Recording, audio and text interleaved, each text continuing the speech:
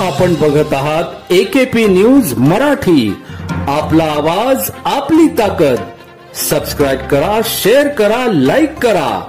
AKP news Marathi. Nashik road.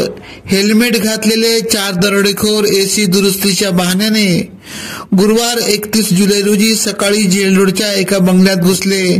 त्यांनी बंदुकीचा धाक दाखवून मारहाण करत सून व सासऱ्यांना दामून ठेवले. किमती ऐवज हाती न लागल्याने त्यांनी नवे कपडे लांबविले.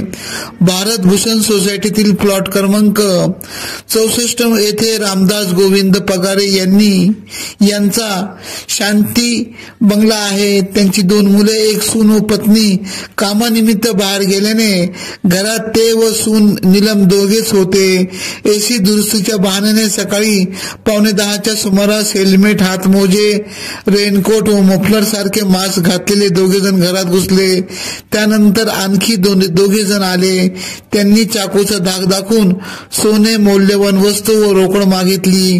रामदास गांगोडे यांनी घरात काहीच नसल्याचे सांगताच तोंडाला चिकटपट्ट्या लावून मारहाण करत बाथरूम मध्ये कोंडले. सुनीलाही पिस्तुलाचा धाक दाखवून हातपाय बांधून वरच्या खोलीत डांबले. हाती नवीन कपड्याच्या 4 पिशव्या लागल्याने त्या घेऊन त्यांनी धूम ठोकली.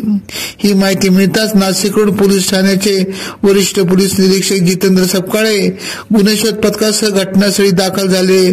ठसे तज्ञ व श्वान पथकालाही पाचारण करण्यात आले.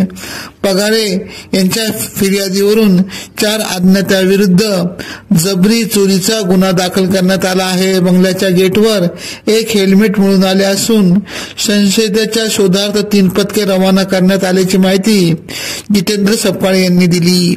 AKP न्यूज साठी ब्युरो चीफ अनवर खान पठाण, नाशिक.